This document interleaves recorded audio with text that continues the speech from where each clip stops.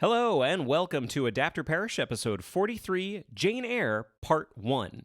As always, this is where I would tell you about our next episode, which would normally be like a surprise. It's not this time because in 2 weeks we're going to be doing Part 2 of our look at Charlotte Bronte's Jane Eyre.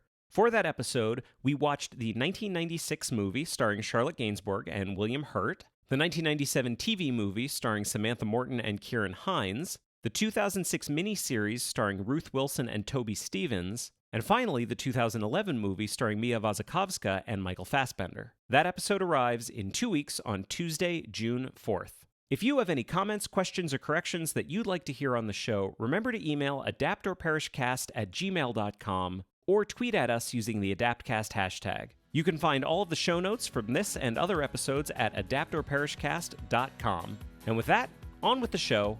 Charlotte Bronte's Jane Eyre, Part 1.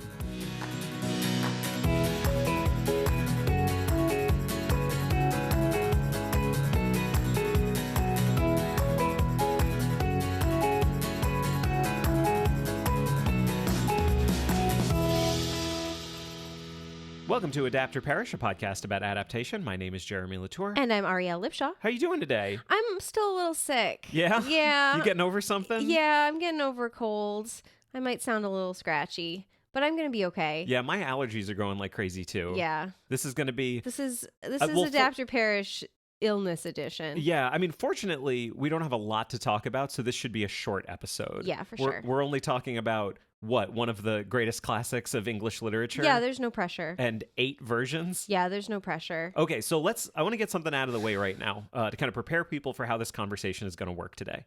So it's not just going to happen today, because we read Jane Eyre. We did. By which of the Brontes? Charlotte. C. Right. We watched 8 versions. Many Jane's Eyre. So many times. So long. Many of them extremely long. And what we decided was there's too much for one episode. Yes. So this is going to be our first two-parter. Very first two-parter. So today we're going to be talking about the book. And we're also going to be talking about our first 4 versions of this. Yes. So I want to go through those right now. Yeah, go for it. If that's okay with you. It's fine. So there's the book, which was originally published in 1847. Then there was the 1943 movie, which starred Joan Fontaine as Jane and Orson Welles as... let's just call him Rochester. Rochester. Yeah. Yeah. What else would we call him? Well, I mean, Edward Mr. Rochester. Sir Earl of Rochester. No, he's not. Then in 1970, there was inaccurate. a British TV movie starring Susanna York as Jane and George C. Scott as Rochester. We're going to have tons of time to talk about it. If that casting surprises you, just hold on. Then in 1973, there was a miniseries. So this is our first miniseries. Not the last. No, not at all. There, 3 or 4? Not remotely. Oh my God. 3. 3 of these 8 ones are miniseries. Wait, was Samantha Morton a miniseries? No, that was a movie. It was just a movie? Okay, yeah, so only 3. Yeah. So that was Saoirse Cusack as Jane and Michael Jaston as Rochester. And then finally today, we're going to be talking about the 1983 miniseries starring Zella Clark as Jane and Timothy Dalton as Rochester. By far the longest one. As a little preview, oh my God, yes. There's 11 episodes. For a little bit of a preview for episode 2, we watched the 1996 movie that starred Charlotte Gainsbourg as Jane and William Hurt as Rochester, the 1997 TV movie which starred Samantha Morton as Jane and Kieran Hines as Rochester, the 2006 miniseries starring Ruth Wilson as Jane and Toby Stephens as Rochester, and then fucking finally the 2011 movie starring Mia Wasikowska as Jane and Michael Fassbender as Rochester. So I think what we're learning is this story has been told and retold. For every generation, there is a Jane. And luckily for us, they're not all good. Yeah. So this is going to be fun. Also, luckily for us, they weren't all bad because it would have been a lot. Oh, totally. Yeah. Totally.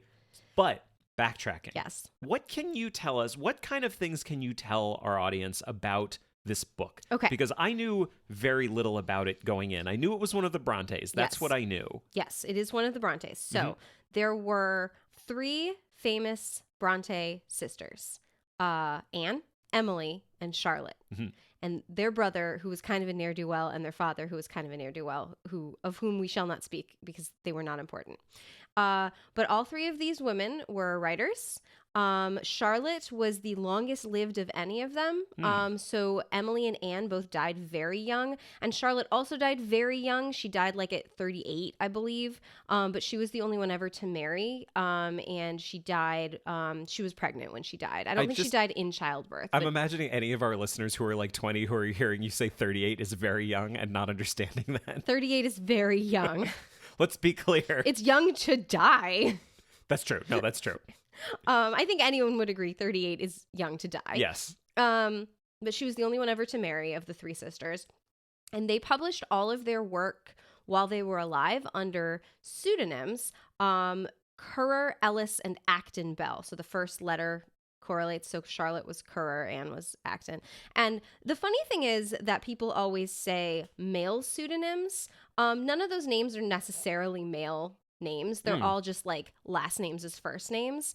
I kind of take a feminist viewpoint that they were being gender neutral on purpose, but that it wasn't necessarily like a male name. Like George Eliot is a male, like George is a male first name, but Acton is not necessarily. Well, I feel like that makes an assumption. Okay, let me ask you a question. Okay. I actually probably should have asked you this before we were recording. Go for it. So, like Jane Austen, for example, just for some historical context. Yeah. When were Jane Austen's novels published in relation to the Brontes? About 50 years earlier. Okay. And what did she publish those books? What name were those published under? It was either like Jane Austen or just like a lady. Right. Yeah. But they were written by a woman. Yes. And those were very popular books. Yes. I think the difference is that those books were those were almost how we would think of romance novels today. They were like by women for women. So it didn't matter that it was a woman who was publishing them. And the other thing, which is actually really interesting, is that in those 50 years, the craft of the novel became a serious art form. So novels in the early 19th century, just like really anything that started out as a woman's craft and then became a serious craft when men took it over. Photography is a really good example of that. As you know, like many of the early photographers were women, and then it became a serious art form. So then it got taken over by men. Cooking is another example, I suppose, of that. So in the early 19th century, like early 1800s, it wasn't like a weird thing for a woman to write novels because novels were seen as not serious.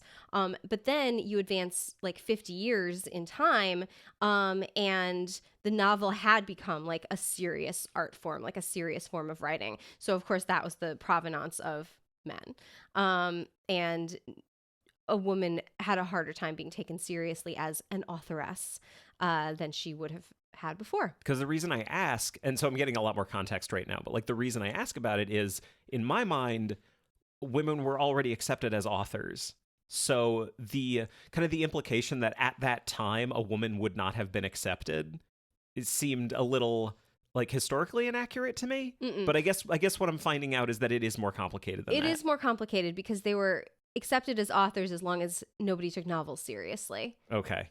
Cool. Yeah, isn't that great? This Hooray is great. for the patriarchy. Yeah. So Charlotte was the most prolific of the Bronte sisters because she lived the longest.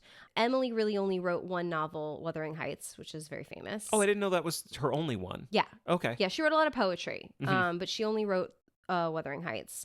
And Anne wrote a couple of novels. One was called The Tenant of Wildfell Hall. I think that's her most famous, but she also died very young. So there was a lot of sort of tragedy in their family. And in fact, the whole scene, the whole section where Jane goes to boarding school and like it's very rough and the girls die of disease because they're not like well fed and well cared for was their Charlotte's direct experience, and they actually had a sister who died of typhus in a boarding school because it was a bad place. So that's sort of direct from her life. Yeah, and it's a really good book. That's good. Yeah. Well, so now we kind of come up to more present day. Yeah. So that's 100 years ago. That was all off the cuff, by the way. I did no research, so if any of that was wrong, you blame my brain. I guess it's also worth saying here at the beginning, because we watch so many versions, there's like a totally non-zero chance that we're going to say that one actor was good as a character in one version and we're mixing it up. Yeah, 100%. So if that happens, please correct us. Just don't do it angry. Yeah, just be nice. It's okay. It's fine. This is all for fun. So this is 150 years ago. Yeah. That this is happening. Yeah. Let's go back like 25 years ago. Okay. When did you first read Jane Eyre? I first read Jane Eyre in 6th or 7th grade. What'd you think? At first I didn't like it. I think I never really got past the part where she was a child, and then I got bored when she became an adult. But somewhere in high school, I actually managed to finish the book. For some reason, I just kept going back to it.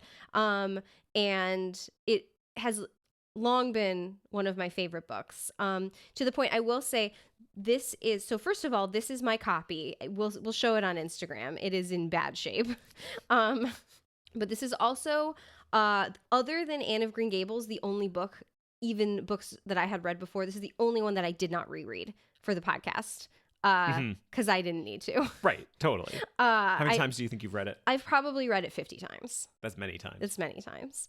But I will say that, not to kind of spoil anything, but my attitude towards some of the characters has drastically changed. Well, that was something I was going to ask you, but I feel like we should hold on to that I'll for a hold second. off on that. Yeah. Because we definitely need to go through the plot and everything. Yeah.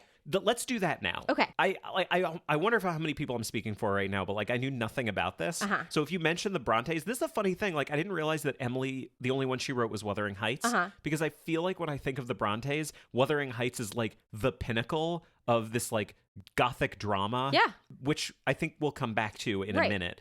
But let's go through the plot for a second. Yes. Would you like to read the back of the book? Yes, I would be happy. Actually, no. I think you should read the back of the book. Gimme. Charlotte Bronte's impassioned novel is the love story of Jane Eyre, a plain yet spirited governess, and her employer, the arrogant, brooding Mr. Rochester. We get some history. Published in 1847 under the pseudonym of Currer Bell, the book heralded a new kind of heroine, one whose virtuous integrity, keen intellect, and tireless perseverance broke through class barriers to win equal stature with the man she loved. Hailed by William Makepeace Thackeray as the masterwork of a great genius, Jane Eyre is still regarded over a century later as one of the finest novels in English literature. So kind of more about the book than the story. Thackeray was actually one of her mentors. That's actually kind of cool. Oh, that's nice. Yeah. Yeah, so that is super unhelpful. Yes. There's your book back. Thank you. Yeah, but we need to talk about the plot. Yeah, okay. Given that super, super unhelpful back of the book. I'm ready for this. I'm rubbing my hands together. I am so curious to know how long this is going to take. Go on. Okay. Jane Eyre is a lonely orphan of about 10 years old, living in the house of her aunt, Mrs. Reed, who is the widow of her mother's brother. Okay. Got that right this time. Full disclosure, I had to go back. Like 5 times. Yeah. She is not treated on terms of equality with the Reed children, of whom there are 3, one boy and 2 girls. Lonely, like there's 3 other kids who live in the house. They torment her and bully her all the day long, and her aunt is very mean to her, and all the servants are very mean to her, except for Bessie, who is nice to her sometimes, but sometimes not. One day, she gets sent away to school because her aunt does not want to deal with her anymore, and she is a stranger to her aunt from that day. The school that she is sent to is like a charitable institution, so it's not very nice. Like, it's not a nice boarding school, and it's run by this total piece of shit named Mr. Brocklehurst. And he is a reverend, and he's very hypocritical. There's a lot in the book about his sort of hypocrisy, about poverty and creature comforts and things like that. And the girls, it's a girls' school, and they are not well fed, they're not well clothed, they're cold, they're hungry. The discipline is very strict, but we are given to understand that there are some teachers that actually do care, and Jane is actually given a good education. While at Lowood, which is the name of the school, she makes a dear friend named Helen Burns, who dies, of course, and teaches her about God, basically. Does she have like literary wasting disease or something like that? Well, she has consumption. She has the consumption. I feel like consumption is like the closest thing the world actually has to like literary and like cinematic wasting disease. She has the blood on the handkerchief disease. Oh, wait, she coughs blood into a handkerchief? And then dies. Oh, she's done for. She dies. We watched this poor girl die so many times. Like 8 times. So many times, this poor child. And then conditions at the school get a little better because a bunch of the girls die and people... So there is a typhus epidemic at the school, and a bunch of the girls get wiped out because everyone's in terrible condition, and people come in and see that it's everyone's in bad shape, and the school is... Mr. Brocklehurst basically gets kicked out because he's a piece of shit. Yep. Okay. Jane spends 8 more years at this school. 6 as a pupil, and then she gets promoted to teacher. Which is how it works. Which is apparently how it works.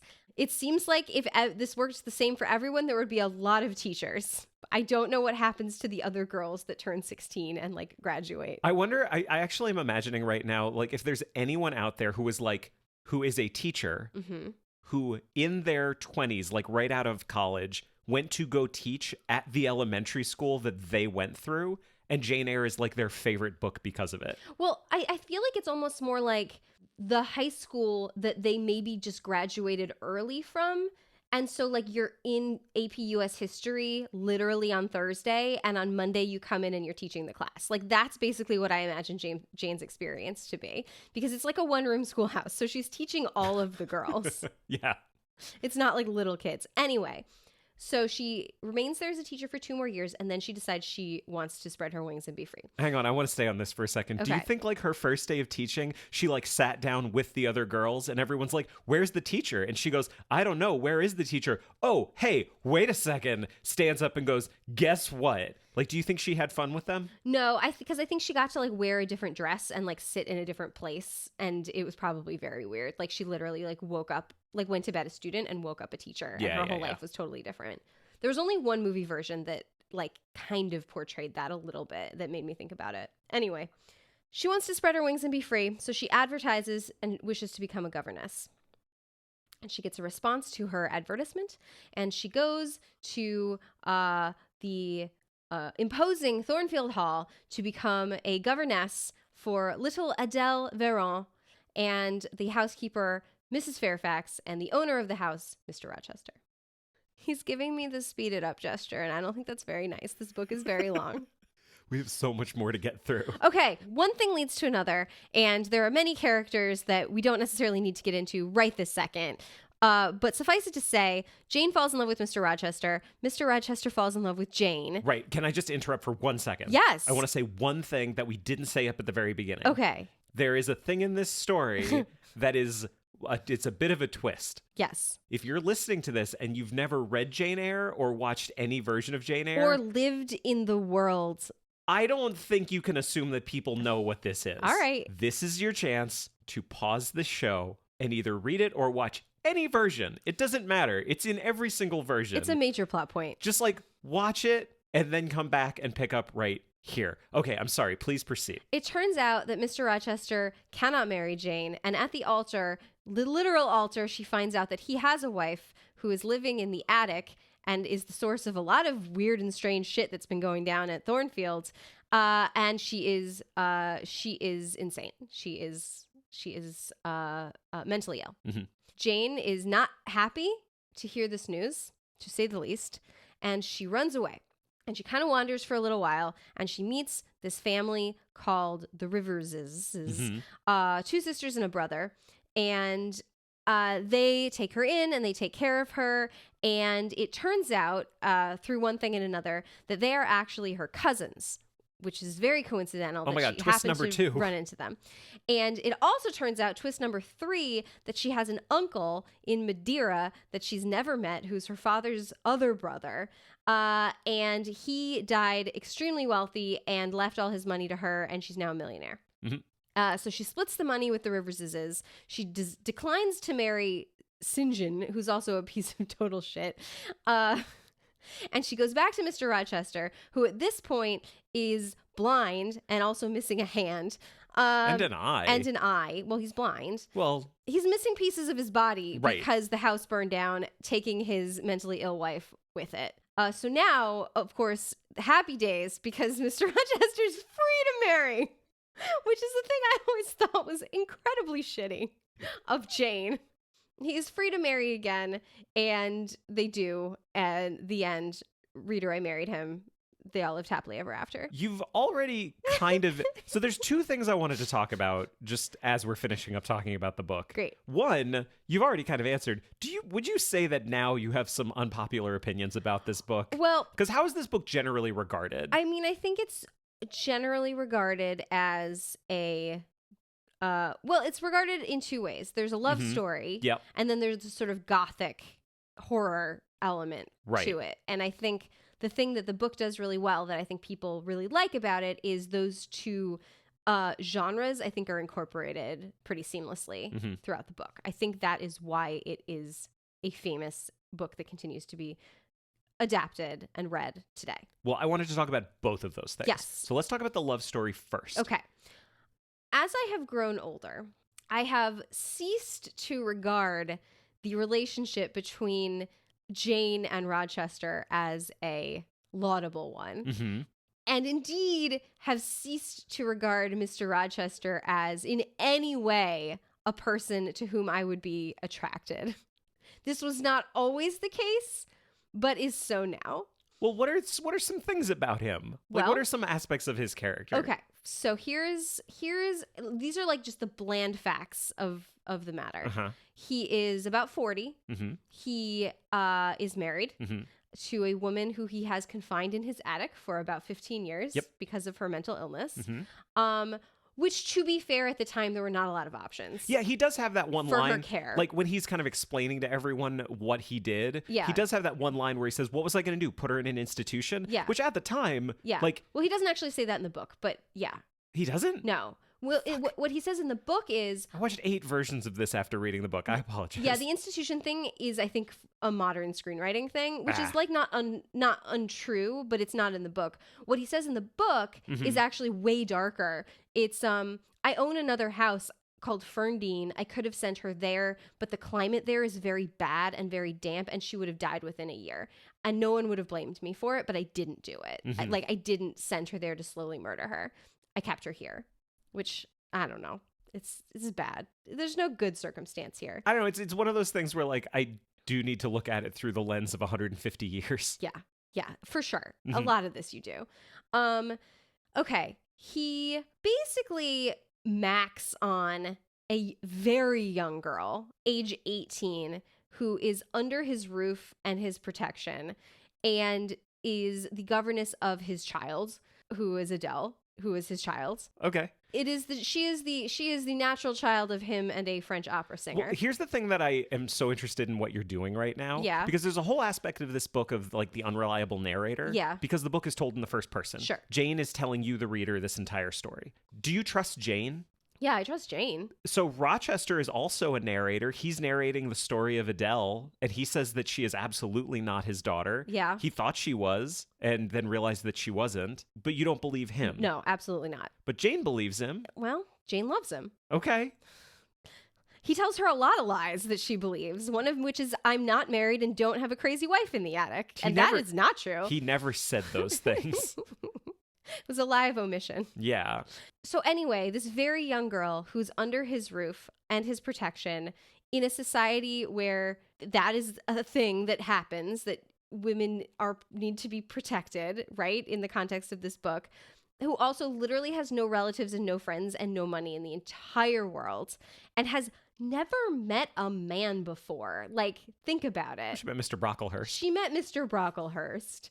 And he looks at her and says, yes, I want that one, and proceeds to, I don't know. I just think his actions are not laudable. Now, to play devil's advocate for a second. Yes. Because I am a new reader. Yes. I just read this book for the first time. Yes. Their conversations are super romantic. Yeah. Like, ridiculously romantic, because they do have an intellectual relationship. Sure. But he lies to her a lot. He lies and lies about more than just the mad wife in the attic. He makes her think that he's in love with someone else so that she'll be jealous. He plays like middle school games with her head. Yeah. You cannot deny that this is a thing. Well, what I'm trying to do is I'm trying to pick out the things that may have made this book that has given it so much staying power. Yeah, and I'm trying to tear them down. But are you? Yeah. Like, are you trying to tear them down so that we can't rebuild anything? I mean, I guess this will be a pretty boring episode if so. Yeah. So he lies to her a whole bunch. he really takes advantage of her youth and vulnerability and innocence. And he completely gaslights her many times when she says, this thing happened and it was weird and it freaked me out. He says, no, it didn't. It didn't happen. You were dreaming. You were imagining. So this is not like a stand-up guy. And then she comes back to him, and to his credit, he says, yes, but I'm like a shell of a man. And you're gonna have to take care of me, and I'm old, and blah, blah, blah. And she doesn't care. And I guess that part's okay, because by then she's kind of come into herself and become independent. But I just think his treatment of her while she's living under his roof is abominable. I just don't understand why you're trying to deny her agency to pick the person she loves. I don't think she has a lot of choice. Like, who is she choosing between him and who else? I think you're denying her agency. You have to deny your butt agency. So, okay. So I feel like you've, in the realm of unpopular opinions, that actually is probably not super unpopular now. Yeah. But definitely, like, it is a love story. Yeah. Like, this is like one of the great love stories. Now, I would love to hear you talk about the Gothic stuff, because I feel like that was what really attracted you, and that was sort of your favorite plot line. Well, the two things that really surprised me about the book were how invested I got in her relationship with Rochester. Yeah. Because I loved their conversations. I thought they were so perfectly written. But I also love the Gothic stuff, which it's not like I always love that kind of stuff, but I thought it was really good in this. And the thing, so here are the Gothic elements. Yes. It's the crazy lady in the attic. Yeah. And she arrives in the house and suddenly hears like weird laughing through the house. And one night hears a sound outside her door. And when she opens the door, a fire has been set in his bedroom. And then there's like, and things like that happen throughout. She attacks someone in the house and Jane sees the aftermath of it. And she's like on the other side of a door. And the door is like, she's like hearing stuff on the other side of the door. There's all those creepy things. And then there's the scariest fucking scene I have read in any book, where it's the night before Jane's wedding and she is in her bed and she wakes up and she realizes that there is a woman in her room. And this woman is wearing her wedding veil. And so she can't see her face. And the woman tears the wedding veil, throws it on the floor, and comes right up into Jane's face with a lit candle and staring her down, blows out the candle, and now it's pitch black, and Jane faints and wakes up the next morning and stays in the house for some reason, which I don't understand. Yeah. That is... It really got to you. It was visceral for you. There is a list of fears that I have. Yeah. This ticks off like more than half of them. I hate this. I hate it. I hate it. I hate it. And it's so effective. Yeah. But the thing I really loved about it is that, not just that it's effective horror, but the way it's juxtaposed with how not gothic the rest of the book is. Like, this is something, so I didn't know that, like I said, I didn't know that Emily Bronte, the only book she wrote was Wuthering Heights. And I feel like that is the gothic drama that everyone points to. Like, that's like the biggest one, with tortured people living in a tortured place. And what happens at the end of the story? Oh, I don't know. Everyone dies. I haven't read Wuthering Heights very much. Right. Like, so that's the one. So I was kind of expecting that with Jane Eyre. The book's like, it's a domestic drama. Yeah. It's just a lot of people having conversations, and it's a lot about how independent she is, and it's a lot about her relationships with people and expectations and what it means to be a good person, according to her. Mm-hmm. There's no horror in this book until there is. Right. And then suddenly when there is, it's like intense horror. Yeah. And that was something I really liked. I loved that. I loved how out of left field that kind of stuff is. Yeah. Because up until the laugh, there's nothing creepy in the book at all. Yeah. And that's like a third of the way through, because you've already spent so much time with her in her childhood. And, well, I guess there is the Red Room. There's the Red Room, but it doesn't really come back up other than to say, like, it made her kind of nervous, like, and for just, her life. And to be super clear, this is something that happens in Mrs. Reed's house when she was a little kid. They trap her in the room where her uncle died to punish her, and there's supposedly a ghost, and she gets really scared. Right, but she's a little kid. Yeah. But then she's like a grown woman, and there's like weird laughing in the house, and then literally a crazy woman in her face. Yes. Like, just that image of like blowing out the candle, and now suddenly it's black while this woman is in your face. Holy shit. Like, holy shit. And then it stops being horror, and then suddenly it starts being horror again. Like, all of the movies handle the juxtaposition very differently. Yeah. Which made it more interesting to watch them all. But that was what I really liked about it. Well, you mentioned something a minute ago that I wanted to talk about quickly as the female characters a little underwritten segment. Ah. So we watched 8 versions of this, and I don't think anyone could argue that the female character Jane Eyre is underwritten. Like, Jane Eyre is one of the pinnacle strong female characters in English literature, right? But what I wanted to find was something where the book had her doing something in a certain way that none of the movies picked up on, and all of them underwrote the character Jane Eyre as written by Charlotte Bronte. And there's one incident that I just want to mention that not one of the 8 films that we watched got right. You mentioned before, so she wakes up, she hasn't been living in the house very long, she smells smoke, she walks into Mr. Rochester's room where the smoke is coming from, and his bed is on fire. Yes. In every version of every movie and every TV show and every miniseries we saw, who puts out the fire? Well, Mr. Rochester. It's a big, tall man. In the book, who puts out the fire? I believe it's Jane. It's Jane.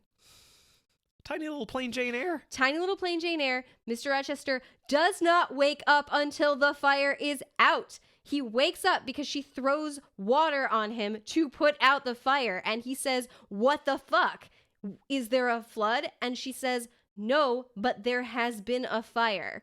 Jane puts out the fire. She does it herself with no help from no stupid man, Mr. Rochester. Thank you. This has been my TED Talk. The female character is underwritten. Okay. But just on that, one thing I did want to add really quickly on that, I do enjoy a good first-person story. Mm-hmm. This might now be one of the best ones I've ever read. Like this in The Handmaid's Tale? Yeah, totally. Because when we did The Handmaid's Tale, you were like, "This is the best first-person story I've ever read." I remember you saying that. Well, I think here's the thing that I thought was interesting about this for me. Pointing his finger in my face. These are 2 of the best first-person stories I've read, but for totally different reasons. Uh-huh. So the thing I really loved in The Handmaid's Tale is the way that Margaret Atwood uses first person to paint a picture. Mm-hmm. So the way her main character describes everything that's happening to her, it makes it so vivid. And the fact that it's first person is what allows it to be so vivid. The thing I really loved about Jane Eyre being written from the first person is the way that she establishes a really strong relationship between the narrator and the listener and the reader in this case. So I never felt like I had a really close relationship with June in The Handmaid's Tale. And you come to find out that's because June's not talking to anybody in particular. She's recording all of this onto a tape. Right. And she doesn't know who's going to be listening. She's talking to no one. Whereas when Jane's writing, it feels like, even though she's writing it and doesn't know who's reading it, she keeps referring to the reader. Yeah, she addresses the reader directly like several times. She's really establishing a one-to-one relationship with the person who's reading it. Yeah. And that's something that's not in The Handmaid's Tale. Like occasionally she'll say things like, "Well, you might think this, reader, as you read this, and you would not be wrong to think that, but actually it was this way." Like she kind of like explains to you ways in which she's going to like reverse your expectations. Yeah. And so part of me doesn't want to I don't want to hold that up as some great example, because I know that that's just a literary technique that tons of books used, and especially books at the time used. But it resonated with me and it connected me so much more to what her story was. Totally. Yeah. That being said, do you want to move into talking about some of these movies? Let's start. Okay. 1943. So a couple things about this movie. So this was directed by Robert Stevenson, who we've talked about on this show already, because he also directed Mary Poppins, which they're basically the same. I mean, they're both set in England. Like, he did so many Disney movies, as we talked about in our Mary Poppins episode. And this. The screenplay, like, I wish we could say that everyone who wrote all of these versions was all interesting, but I will say with this one, the screenplay was co-written by Aldous Huxley, which is super cool. It's very strange. Yeah. It starred Joan Fontaine as Jane Eyre and Orson Welles as Rochester. Yes. And as you get into casting, I will say for each of these that we watched, we did write down the ages of Jane and her respective Rochester. They are supposed to be, the ages that they're supposed to be is about 18 and like 40. She's like 19, right? No, she's 18. She's specifically 18? Yeah, because when she goes to the rivers, she says, "I am near 19." So she's not even 19 yet. Oh, right. It's like a kid who says, "Well, I'm almost 5." Yeah. Yeah. Yeah. So when she goes... Those children are 4. I want to be clear. I'm glad you're taking a stand on this important matter. No, she is 18 for the entire book. And then when she goes back to him at the end, she's probably 19 or 20. Okay. So we have so much to talk about. But let's talk about this. So how old was Joan Fontaine when she made this? She was 20 and 6. Okay. So she's too old. A little too old. As we see. Yes. As we watched all of these, like, who was the youngest one? I just checked. Samantha Morton was the youngest. She was only 20. And the rest of them were all mostly in their mid-20s. Mid to late 20s. Early. There was a range throughout the 20s. All right. The oldest was 31. So they never get older than that. Gotcha. And Orson Welles, how old in this? He was 28. Right. Okay. There's 2 years difference between them. There is supposed to be 22 years difference. To be fair, like, he projects a little bit older than that. Oh my God, when he plays blind, it's so ridiculous. It doesn't work that well. No. I just want to say, like, this is, like, it's a quote-unquote classic, and I can see why, but at the end of the day, I just didn't find this to be super successful for so many different reasons. Yeah. My favorite / least favorite thing about this entire movie comes right at the beginning. Oh, yeah, I fucking hate this. Yeah. And repeats itself throughout. So you and I feel the same way about this. We don't like when movies are based on books that the first shot is the book opening and showing the pages of the book moving. We just think it's kind of a cheap way to show, like, hey, here is this movie based on this book that you may know, right? Like, we've talked about that on the podcast To me, before. it's my number one hated trope. Yeah. I like number 2 is probably like unnecessary narration. Yeah. Which I will just say, if you're going to put narration in anything, I'm okay with it in Jane Eyre because the book is from the first person. It's using narration where there doesn't need to be, or the original work wasn't in the first person. Sure. So not only does this movie do that, not only does it do it at the beginning and kind of throughout, like anytime they want to show like a change in like time or place, they will go back to like showing the open page of the book and hearing Jane's narration. But the thing that made me insane was that the book opened and it was like the entire text of the page, and then like there was sort of a highlighted light on the part that she was reading, but you could see what was above and below it. And I looked at you and I was like, that's not the text of the book. Like, that's just not the book. Like, not only did they change the narration of the voiceover so it's not direct from the book, which would be fine, but someone rewrote the novel Jane Eyre so that parts that she's not even reading it's not the book. Like, it's just sort of rewritten weirdly. It's very strange. I've never seen anything like it. Certainly not for a book that I was familiar enough with to know that wasn't the book. It was really odd. Mm-hmm. It was really odd, and it happened at least 3 times throughout the movie. Totally. Yeah. So that starts the movie out, and she goes to Lowood. Mm-hmm. As anything of note in Lowood, anyone she meets, for example. She meets Dr. Rivers in Lowood. Yeah, right? Yeah. So, like, right off the bat, you kind of know that the Riverses are not going to be in it. Yeah. Because there's just a different character who's like not in the book, who's just a nice doctor who cares for the girls at Lowood. Yep. But can't save Helen Burns though. Yeah, poor dear uncredited Elizabeth Taylor. Yes. She's a very beautiful child. The most gorgeous child. I literally wrote down the kids are all super cute. Yeah. Like unbelievably gorgeous as a 10-year-old Elizabeth Taylor. And the little girl who plays Jane is adorable as well. Yeah. Mm-hmm. And then, of course, that little adorable girl grows up into Joan Fontaine. Famously beautiful Joan Fontaine. Okay, I want to say this now because it's going to come up a lot. Yeah. Jane is described as short and plain. Short and plain. That is how she's described. Yes. Is her, like, are there any more details other than that?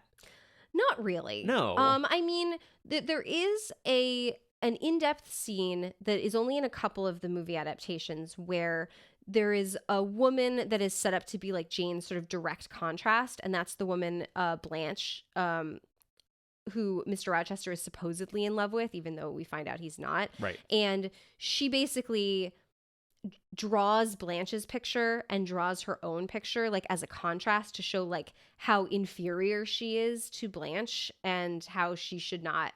Of course, Mr. Rochester would be attracted to this other woman rather than her. I guess what I would say, and I think this is important because we are about to talk about a series of extremely beautiful actresses. Like, there is not a single actress that played Jane who is unattractive. Like, it just isn't a thing. Not one. So I think what we're running into here, and this is going to be confusing because I'm about to talk about two different characters named Jane. Okay, good. I'll strap in.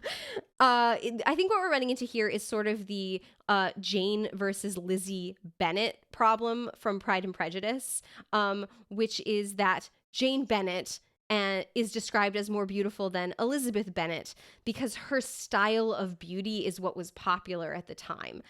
Basically, she looks like a Greek statue, whereas Elizabeth Bennet is shorter and has dark hair and is, instead of being like serene, is like plucky. And I think that what we're talking about with Jane Eyre, now I'm back to talking about Jane Eyre again, is I don't think Jane is ugly.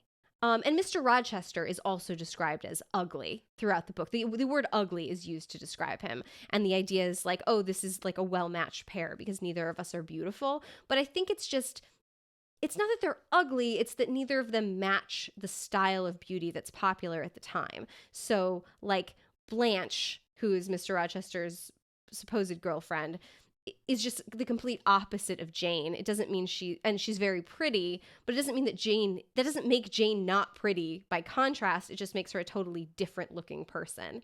And she has such a great personality. Yeah, but I think, so I want to say this, and I think this is fair to say, now that we've already come down and put our foot down and said, like, no one's ugly. No one's ugly. Right?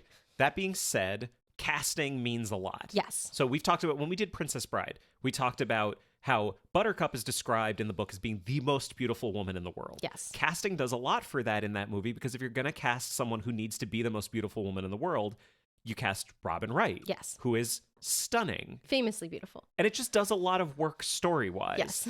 In this, you're undermined a little bit if you had, just like in that story, if you had someone who the only reason you thought she was beautiful, the filmmakers are hoping you'll think it because all the characters are calling her beautiful. Yeah, but she's just got such a great personality. Right. In this one, though, in so many of the versions of Jane Eyre, you have characters saying to her, Jane, you're so plain. Yeah. And they're talking to Joan Fontaine. Yeah.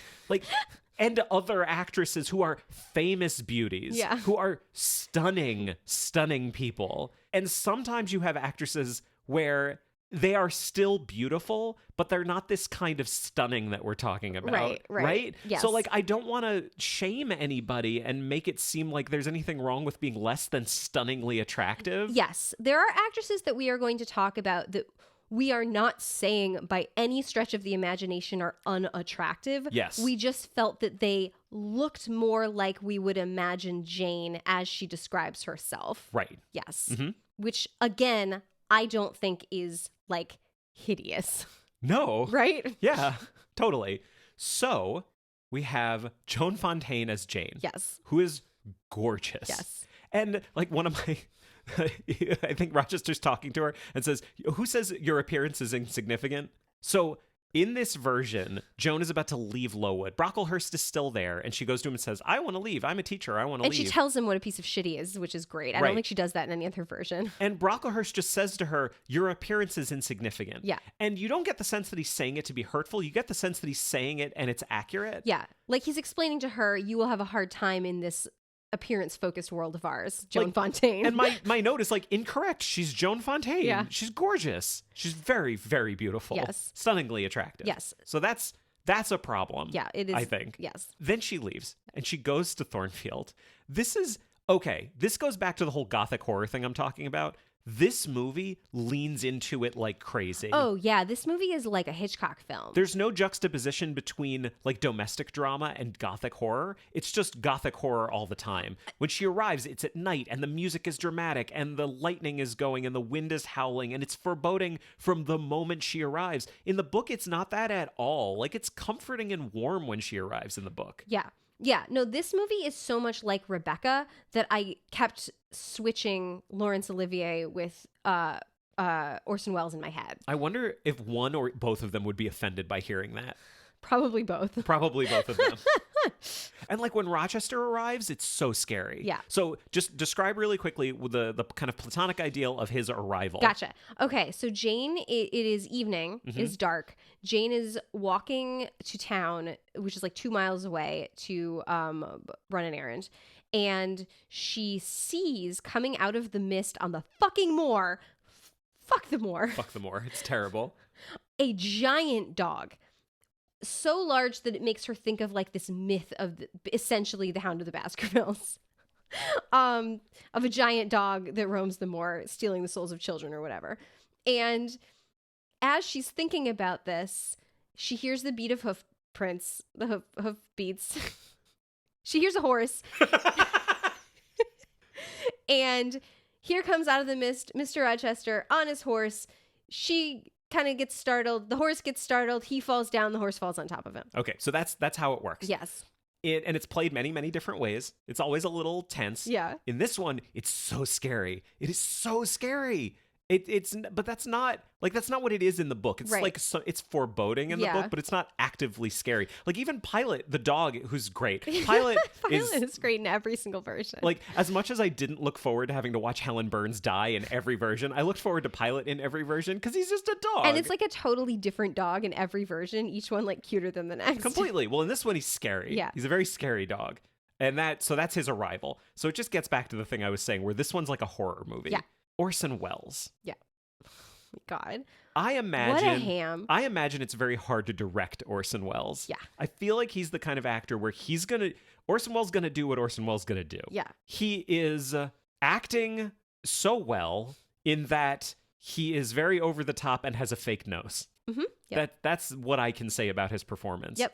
I think we have different opinions on Orson Welles in general. Well, we have different opinions on Citizen Kane in that you like it and I don't. Well, I imagine that anyone's opinion of Orson Welles is 50% their opinion of Citizen Kane. That's fair. I think it's a wonderful movie, and I think he gives an amazing performance in that. I think it's boring. I don't think he's good in this. He's okay. He's just so over the top. So over the top. He is like really like not... There's no relationship or chemistry between the two of them. He is just like on his own. He is in another place. Yeah. Doing a thing. There's only one point where he turns into the Orson Welles that I like, because I like Orson Welles when he's a little more quiet and a little more subdued. I think that's when I think that's where his strength is. In this, though, that only happens once, and I think it's by accident. Yeah. He probably just had to burp or something like that and was dealing with some gas.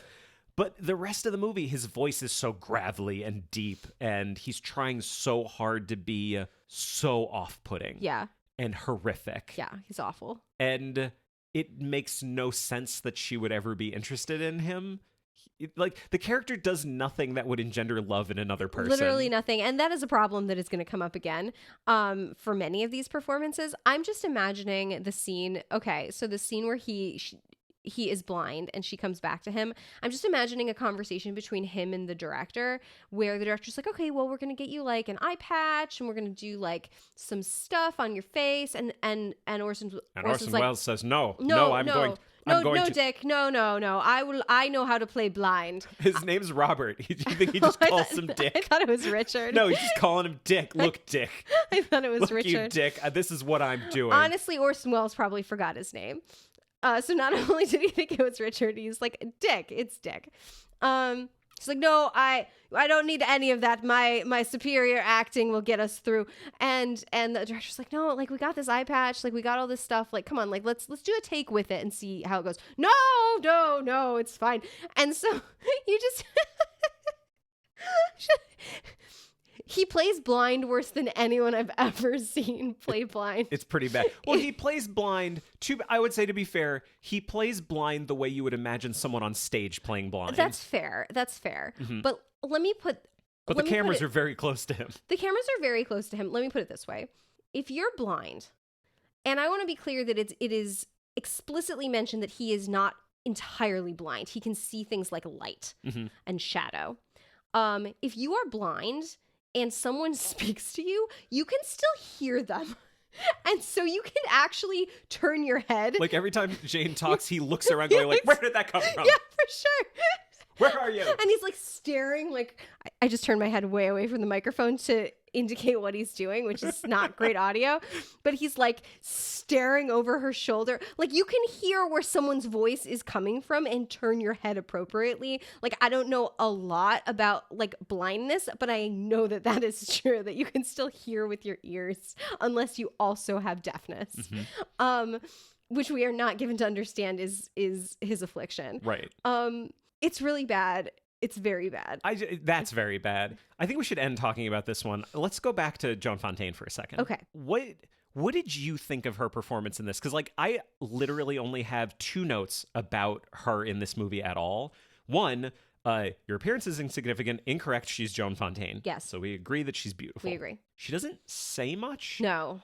And she doesn't really have any agency. And the whole not saying much is super troubling, especially because the book is the first person. Like Jane in the book says more than anyone because she says everything. Right. And now you have a character that is so kind of uninvolved from what's happening around her. Yeah, I mean, I think the best indication of that is that, like, I have a really good mental picture of what she looks like in this role, but I don't have a lot of recollection of anything she does, which is, I think, pretty telling for the way that this movie was constructed. Totally. Yeah. I think the movie succeeds in atmosphere. Yeah. Like it's what it's trying to do, it does really, really well, which is construct an atmosphere. But as a love story and as an adaptation of Jane Eyre, like as a love story, I don't think it works at all. I don't really appreciate their relationship. It feels totally unearned. Yeah. Like there's that big dramatic scene where he asks her to marry him and there's no emotion. You as an audience member, like I as an audience member didn't care. Yeah. I think Orson Welles is just in his own world for a lot of this. Yeah. Just and then trying to be Orson Welles.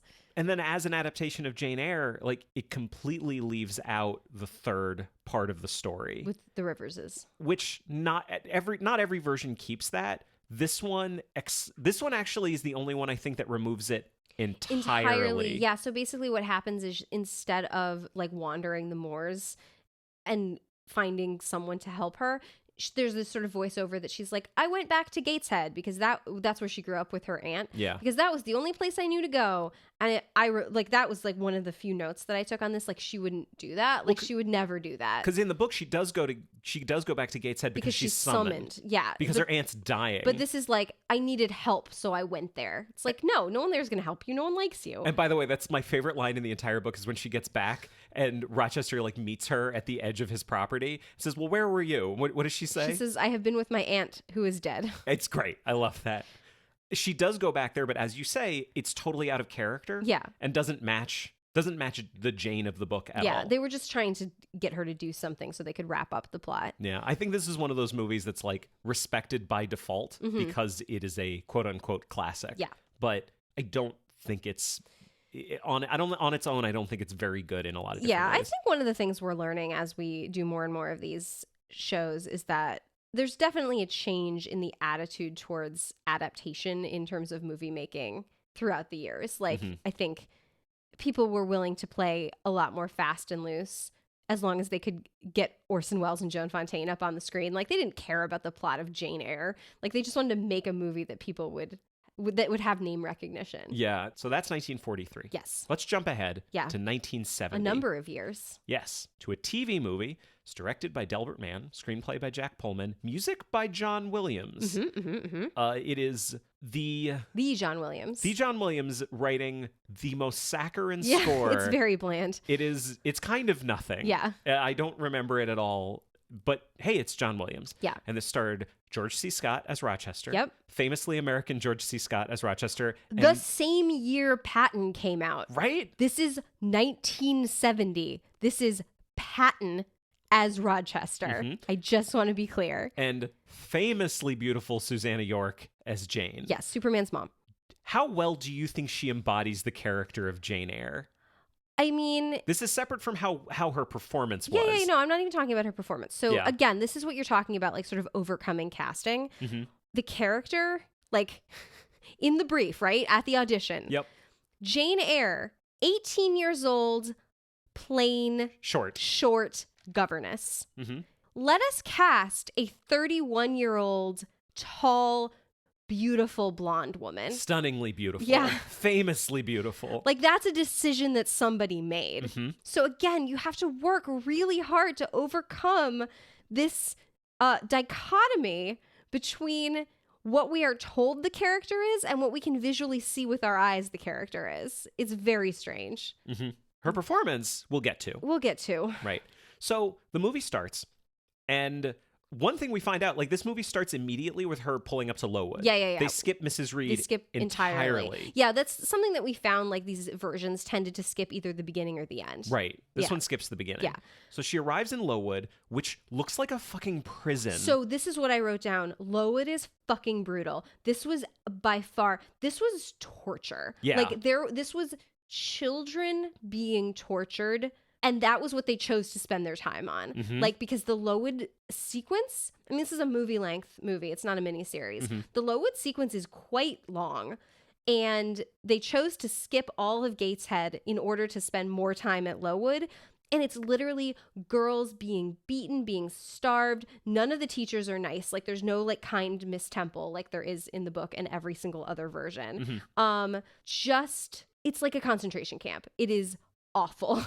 It's awful. It's so unpleasant to watch. It's real bad. Yeah. We do meet Helen Burns. Yes. She's coughing a lot. A lot. So much. Oh, so much. They're really telegraphing the death. Yeah.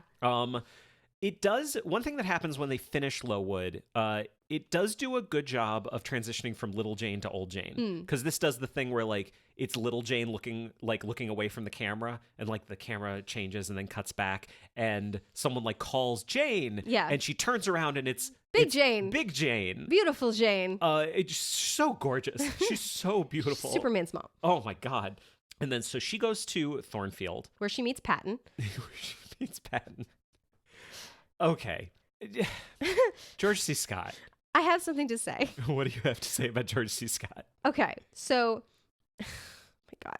So we watched a version of A Christmas Carol with George C. Scott as Scrooge. He's doing the same accent for sure, which is to say he's not doing an accent. He doesn't ever do, I've seen now, so we've seen 3 things, like we've personally watched 3 things that he's been in where he's doing a British accent. Okay. So, as you say, Christmas Carol. Yeah.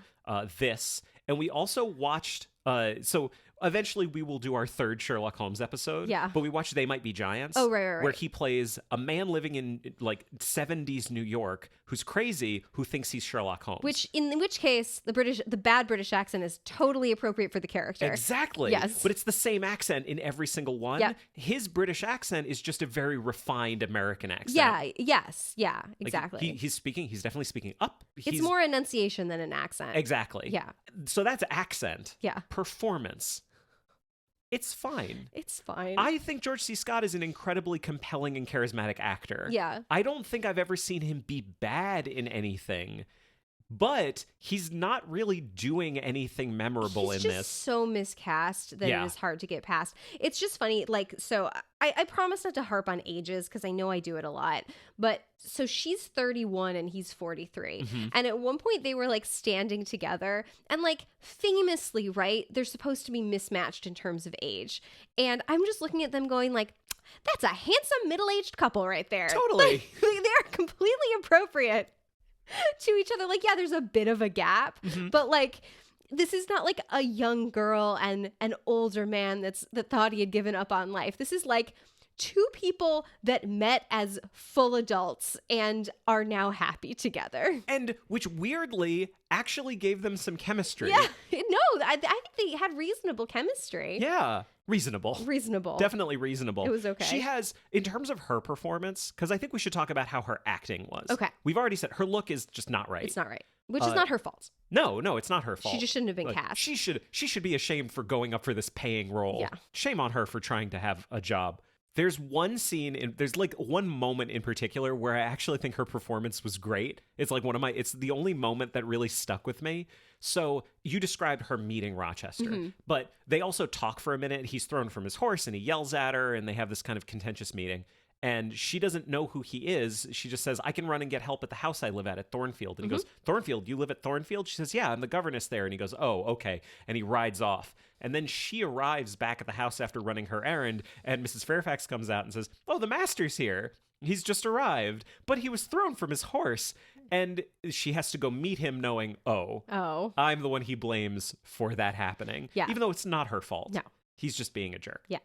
In this version... Yeah, you loved this. This is going to be so hard to describe in audio, but she does this beautiful realization of what's going on. Just with her face. Oh, it's so good. And you can find this on YouTube. Yeah. Like, in fact, I'm probably going to link to it. I'll just link directly to this scene. But Mrs. Fairfax comes out and says, yeah, all of this stuff happened and he was thrown from his horse. And the camera cuts back to her and her eyes are closed. And she's clearly thinking, oh my God.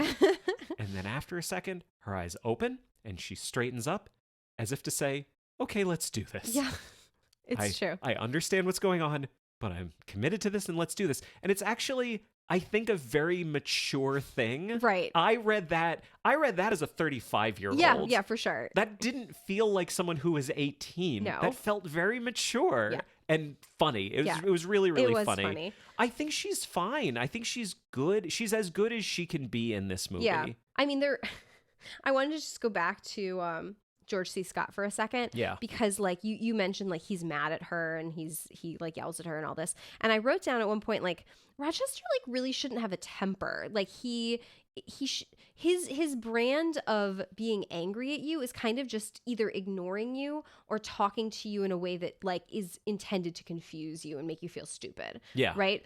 But so we watched this and I was like, oh my gosh, that's so out of character. But we watched one later that I was like, oh, this is what happens when you really misunderstand Mr. Rochester. Like, it makes his temper in this seem like nothing. Yeah, but but as you say, he does have a temper. Like, there is one scene where he like throws a glass. Yeah. And it just feels so out of character. As you say, neither of us really understood how out of character it could get. It could be. Like, we didn't understand the range of possibilities here. That'll be in episode 2. Oh, yeah, okay. So I'm gonna stop you there on that one. That is okay. So there's a character we haven't mentioned yet, and that is a woman named Grace Poole who lives in the house, and we learn later is actually Mrs. Rochester's caretaker. Yes. But what they tell Jane is like, oh, she's a servant. She sits and sews. Like she's kind of a strange person. And she's the one that everybody blames the weird laughter on. They're like, oh, Grace Poole like laughs sometimes. And Jane is like, she doesn't seem like the kind of person that would laugh. But that's the explanation she's given. Grace Poole is not in this as a character. We never see her. But I think when they were cutting this movie, they accidentally cut wherever she would have been introduced or her name would have been mentioned. Is that the one where this happened? Yes, because I wrote it down. And so at one point, I think it's the scene with the veil that you're going to talk about in a second. But like, I don't know who says it to who, but I think Jane says to Rochester, like, oh, was it Grace Poole? Maybe about the fire. Yeah. Like, oh, was it Grace Poole? And I went, who? She hasn't been mentioned. This is just something Jane just came up with. We are just now being introduced to the concept of someone named Grace Poole. They forgot to introduce her. What were you going to say? Well, I was going to talk about the veil scene. Yeah. So this is, as I said, this is like my favorite scene in the book from the gothic horror standpoint. I found it terrifying. And I'll just say, spoiler alert, there wasn't a single version that I felt did this scene in as horrifying a way as I saw it when I read it. Yeah. I'm not saying they needed to. No, you were just never quite satisfied. Ever. Like, it was never as scary. I was dreading it every single time. Every time I was like, oh God, they're going to get to it and it's going to be terrifying. And it would happen and you would look at me and I would just say, yeah, it was fine. Yeah. I'm fine right now. This one completely fucked up the veil scene. And yes, this is a choice. I think it's a bad choice because Jane is asleep the entire time. Right. It ruins it if Jane doesn't know that she's there. Right. That's not... Because it's a first-person novel. What's the point? And this actually gets to the only other thing I wanted to say about this one. This one strays from her perspective way too much. Yeah. There's too many things that happen that she's not present at and wouldn't have known about. And you're taking one of the strengths of the book and you're just removing it entirely. And what you're replacing it with isn't good on its own merit. Yeah. It's just worse. Yeah. And the veil scene was the best example I can think of. Yeah, and I think what you're picking up on is something that I picked up on too, which is like, this is clearly a case of like hired screenwriters. Like, nobody cared about making this. I think there are indications that they either did not care or did not understand the source material well enough to be consistent, essentially. Yeah. For example, like, I think that's a really good example of like, it's a first person book. And so how does she know that that happened? It's from her perspective. But like, nobody cared, right? Like, nobody cared enough to make it consistent in that way. There's actually two instances I wanted to point to. One where something they scripted it in such a way that the scene actually didn't make sense, and one where it was like accidentally funny. So one was when it turns out on the altar that he's got a wife, the lawyer comes, stops the ceremony, everybody's very upset. Rochester's like, all right, I'm going to take everyone back to the house and you'll all see my... So they all troop in to this poor woman who is living in the attic. And basically the what plot, happens in the book? What happens in the book is that the Bertha like lunges at Mr. Rochester and they sort of grapple for a while, and Jane is clear to say like it went on for a while because he wouldn't strike her. Like, he would defend himself by kind of pushing her, but he never would strike her. Then they kind of get them separated, and the line is something to the effect of like, look, gentlemen, can you blame me? This is the sole conjugal embrace I would have known, when they had just seen him basically wrestling with this very mentally ill woman. Yeah. In this version, they like reverse it. So they come in, she's standing there. He just kind of points at her and says, look at her, the sole conjugal embrace I'm ever to know. And then they fight. And it just doesn't make sense, because what he's talking about is like, as opposed to a loving embrace, it is this contentious embrace because she doesn't know what she's doing. But like, nobody cared enough to make it make sense. Right. With the line from the book that they just used. And the context now is him saying, hey guys, check this out. I'm going to fight with this lady. Yeah, for sure. But then there's this other scene that actually just reminded me of the scene in Airplane when he asks Julie Haggerty, can you face some hard truths? And she's like, no. Yeah. So the scene where Rochester is asking Jane to marry him, I believe, he's like pleading with her, and he says, say yes. And she just, this tiny voice, she just goes, no. It wasn't good. No. It wasn't good. We haven't gotten to a good one yet. No. Well, let's move on. 3 years later, in 1973, there was our first miniseries.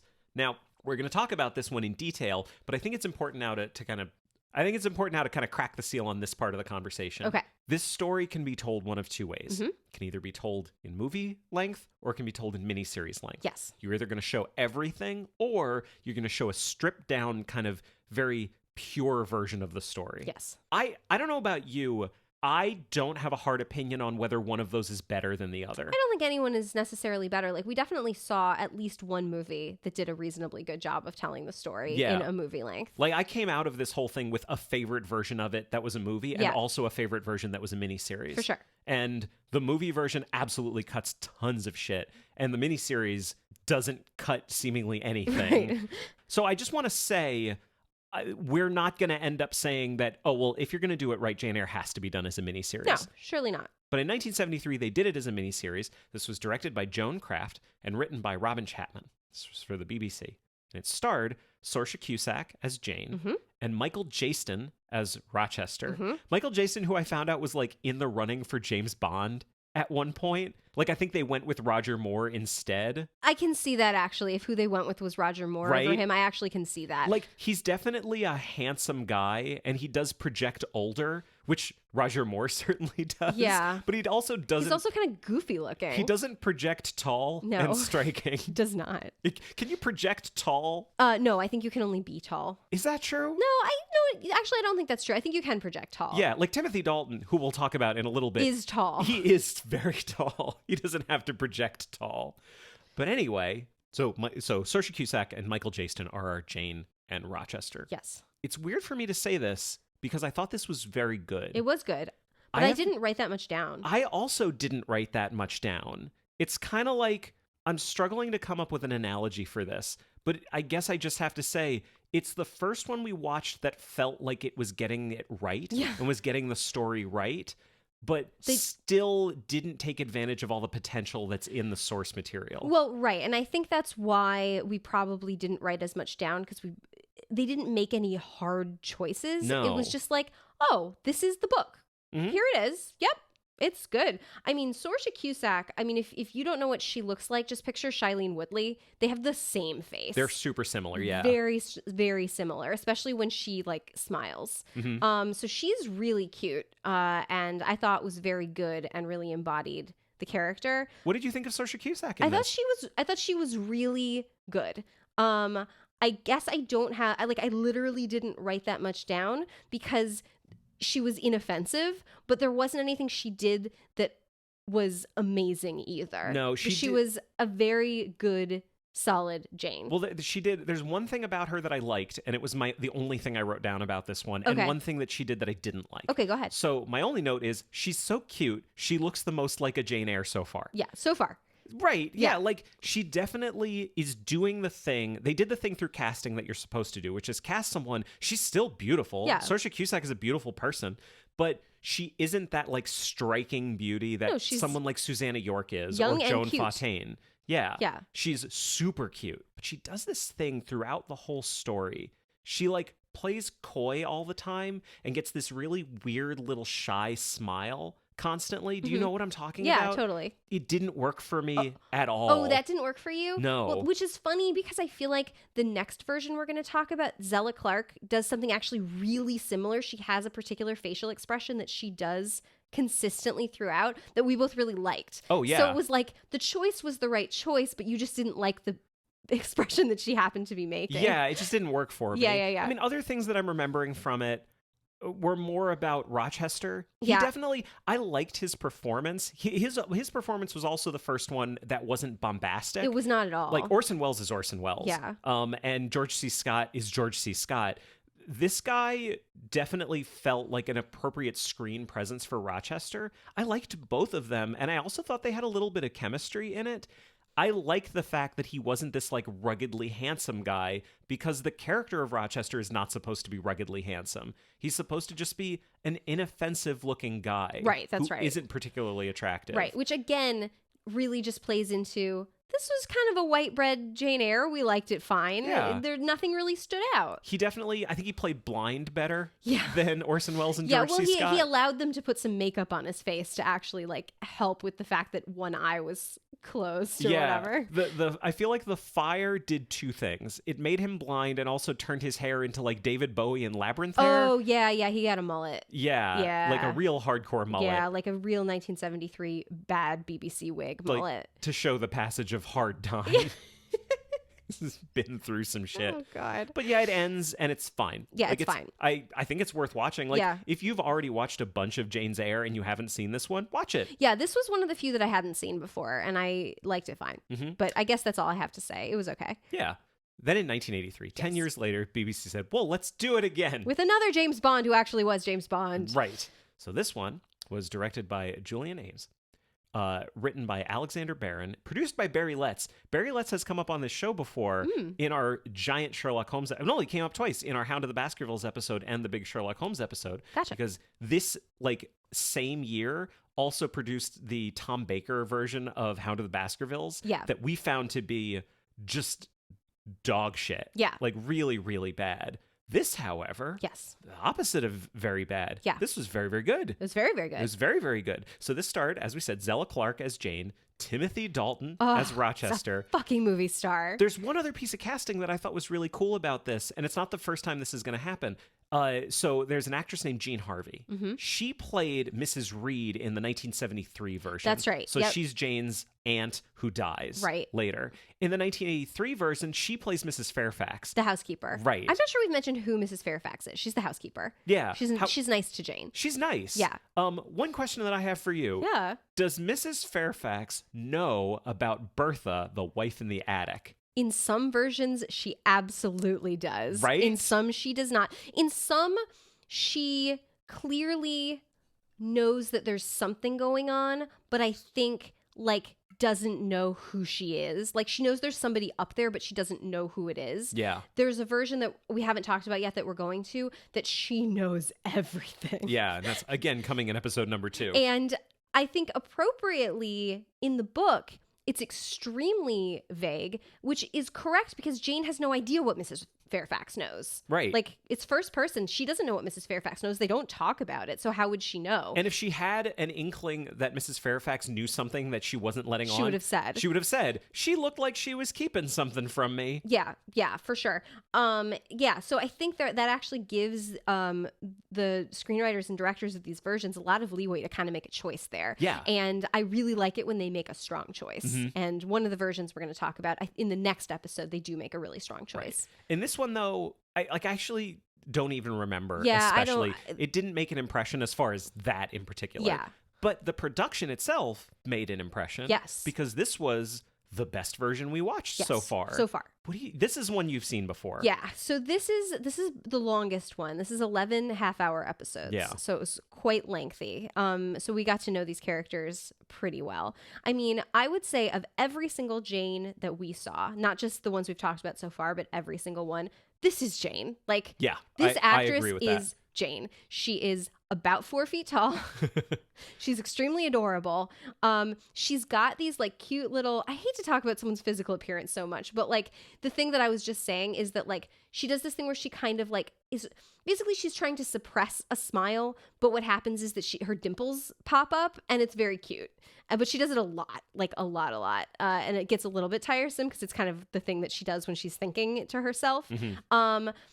Apparently you found a thing that was really sad that said she like gave up acting after this because like nobody liked her performance and all anyone could talk about was Timothy Dalton. Yeah, which I thought was really sad because I thought she was great.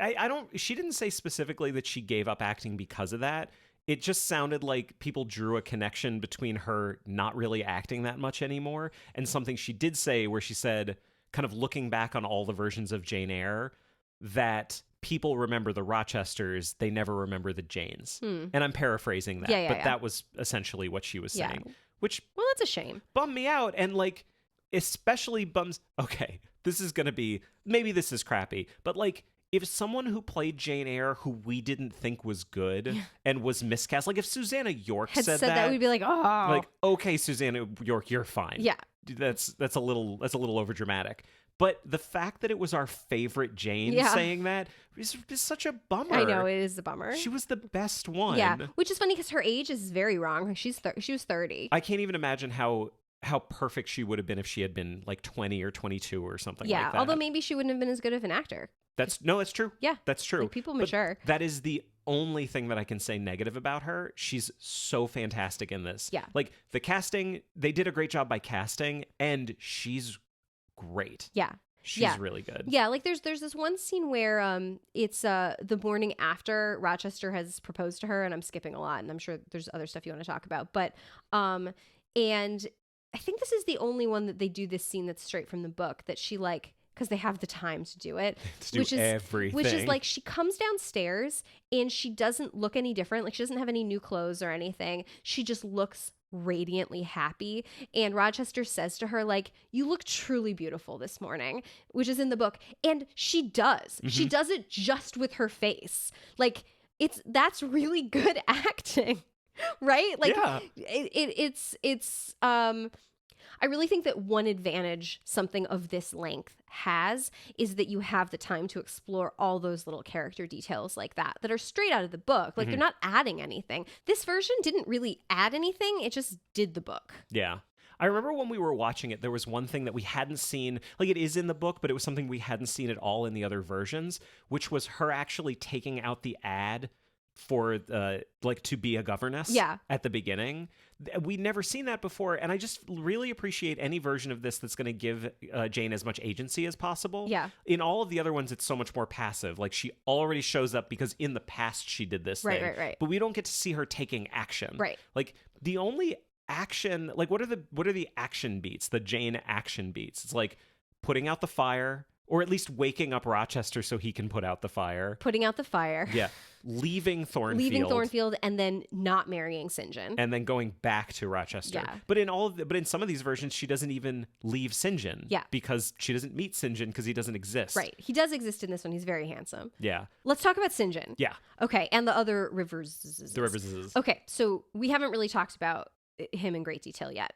So Jane, when she leaves Thornfield, she is destitute. She basically gets in a cab or a carriage or stagecoach or whatever. You know, she gets in a thing and she has a little bit of money and she basically tells the driver, like, take me as far as this money. Take me this many. Take me this many. Take me as far as this money will take me and then set me down. I don't care where. And the driver does do that and drops her off at like this crossroads. And she's in such turmoil of mind that this is so sad. This whole chapter is the saddest fucking thing I've ever read. Awful. She literally almost dies. She leaves her bag in the carriage. So now she is broke? Nothing. Has nothing.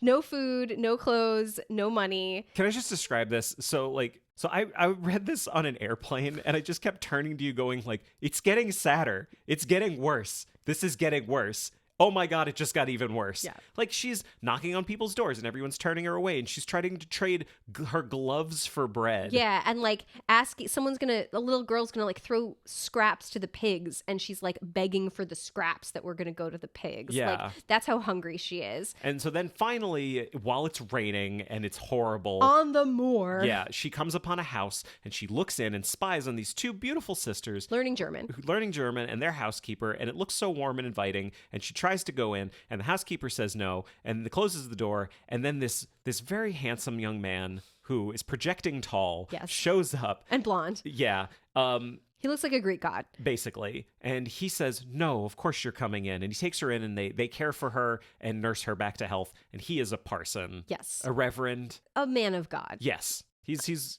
of the cloth. He's a god dude.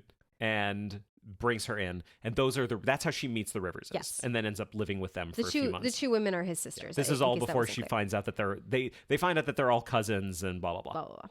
So the thing about St. John is that he is extremely handsome. Also, I just want to say one quick thing. Yeah. I was embarrassed. I'm sure I'm not the first person this has happened to. I didn't really know that St. John is a name. And how is it written in the book? It looks like it should be Saint John. St. John. Like when he comes up in the book, in my head for hours, I was saying St. John. Yeah. And then at one point we were talking out loud about him and you said it and I was like, oh right, that's a name I've heard. I forgot. You've never seen that scene in 4 Weddings and a Funeral where St. John is the groom's middle name and Rowan Atkinson gets really confused as the priest? Well, I mean, I saw it the one time. All right, I got to show you that scene. Okay. It's funny. Okay. Anyway, so basically, again, setting up a contrast, right, between the person that kind of just looks like a normal person, Rochester, who is described as ugly, and the person who looks like the ideal of beauty at the time, which is essentially Adonis. Mm-hmm. He's tall, he's blonde, he's handsome, he's got a Roman nose, he's pale, he is everything that a man should be he's young, he's everything that Mr. Rochester should be that he is not. And the other thing that we are to learn about St. John is that in addition to being a man of God, he also has a secret dream in his heart. And that is to be a missionary and go bother some poor people in India about Jesus. That is what he wants to do with his life. Mm-hmm. It was a different time. He would like a helpmeet. And unfortunately, the woman that he is in love with, Rosamund, is not an appropriate helpmeet for a missionary. So he has to repress the love for her that is brewing in his breast.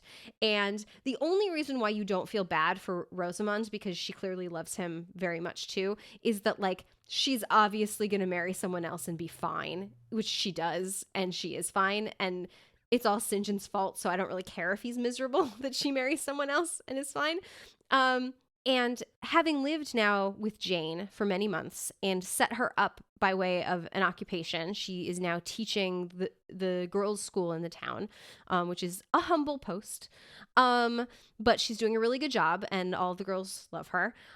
He sees that she is someone that he could take to India with him to help him in his missionary work and also sidebar be his wife. Mm-hmm. And what will they have to do? They will have to. Are you getting to this? Yeah, I'm getting to this. Okay, good. I actually want to read this passage. Okay. This is like the one thing I think I want to read out. He basically says to her, I don't love you. I know you don't love me. You are not made for love. You're made for work. Come be my wife and be a missionary in India with me. And she says, reasonably, that sounds interesting, but I don't want to marry you, but I will go with you because I don't have anything else here. And he says, that's not good enough. And she says, well, you're not good enough for me. So no, that's not going to happen. And then she has sort of a mystical experience and hears her name on the wind and runs back to Rochester. Right. She basically says, there's a one-handed blind man that's kind of mean to me that I need to be with. That's pretty much what happens. But I do want to read this passage from the book because I would say of all the 19th century novels that I've read, this is the most explicit reference to sex I think I've ever seen. And I remember reading it as a kid and being like shocked.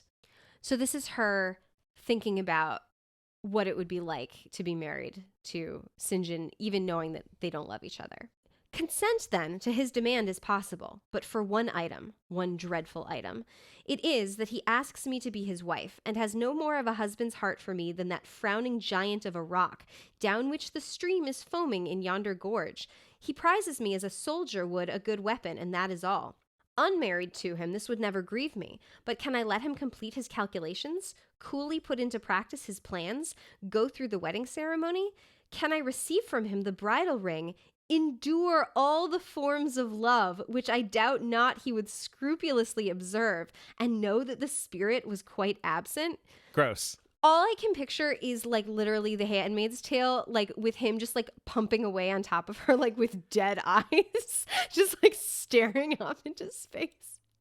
Like that's what all the forms of love with absent spirit pictures to my mind. I just have nothing to say about this because St. John is like I can't imagine him as a sexual character like at all. No, he's very repressed. Like for whatever you can say about Rochester and Jane, like I can envision there being a compatibility between them on multiple levels. Yeah, for sure. But with St. John, no. And as you say, she leaves. Yes. I feel like in the versions where we've seen a St. John, like I don't think we've ever seen a bad one because he's supposed to be such a plank of wood. Yeah, I mean, we've definitely seen what I would consider a miscast one because he's supposed to be just like this Adonis, and we've seen dear little Jamie Bell as but again, St. that John. comes later. That comes later, though. So that's that guy. Yeah. But let's talk about the big guy. Let's talk about Rochester. Yeah. Timothy Dalton. Yes. It's funny that like I've definitely seen the cover of this like video and DVD in stores as like this is Jane Eyre. Okay. Starring Timothy Dalton and a lady in the background. Right. She's very tiny. Yes. Turns out actual size. Very tiny, pocket sized. Yeah. His face is very, very big on the packaging. He's very handsome. He is Timothy Dalton. He is handsome, but like in an angular and dangerous way. Okay. That was one of the things they said when they were casting him for Bond, is that like he looks dangerous, especially considering that he followed Roger Moore, who does not project at all. Timothy Dalton, like, he's so good at playing a villain for a reason, right? Yeah, for sure. So I was very interested to see what his Rochester was going to be like. Mm-hmm. I think he's good. Yeah. I think he's not great. Okay. And I think there are people who were if he's anybody's favorite Rochester, I wouldn't be surprised because I think this is a lot of people's favorite version. Yeah. But I think he's fine. He rushes his lines a lot. Like I don't think he's really thinking about every word that he's saying. I think he's really rushing through, which isn't necessarily his fault. Yeah. Because they have to fit this stuff into half-hour episodes. Right. So if that's the direction, I can accept that. But I think it detracts from the character. But more than anything, he's just dangerous looking. Yeah. And feels dangerous. And Rochester in the book doesn't feel dangerous, right? Yeah. Does he? I don't think so. Although there's one point where I think he can be. He can be, because there's one point where he says, like, ladies, get off me or I shall wax dangerous. Like, he has this sort of, like, inner and the part and the like, we know from his past that he's like fought a duel over a woman before. I'm not saying there's not a darkness in him. Yeah. What I'm saying is when Jane is sitting there talking to him, is she afraid he's gonna strike her? No, not at all. Right, ever. No. But I don't know. This one, like, he doesn't come off that well. Yeah. I thought. That's fair. I don't think I got as strong of an impression of that as you did. Like, I like him. But he's such a charismatic actor. Yeah, I think that's it. I think that's what it is. Like, his Rochester is the most compelling of all of the ones we've watched so far. For sure. He's definitely the tallest of all the ones we've watched so far. And she's the shortest. And it's funny how he's angular. Like, he is the opposite of George C. Scott in how angular he is, because George C. Scott is just, his face is a series of round lumps all kind of stuck together. That's mean. What are you talking about? And Timothy Dalton is just triangles stuck on triangles. Yeah. Well, I wanted to say something about Zella Clark and her performance, Yes. which is, and I think Let's end this episode on Dear Jane. I think this maybe comes from having a more mature actress in the role. Is, she was 30 playing 18. How old was he? He was 38. Okay, so not perfect. So not perfect. But I think that because she has this maturity and intelligence, like she's clearly a very intelligent actress, she's able to find these moments where she gets to do something and have an emotion that the book doesn't necessarily narrate. Sure. She gets really angry sometimes. Like when he is asking her to marry him and he says, "Do you not believe me?" And she says like, "No, I don't trust you at all."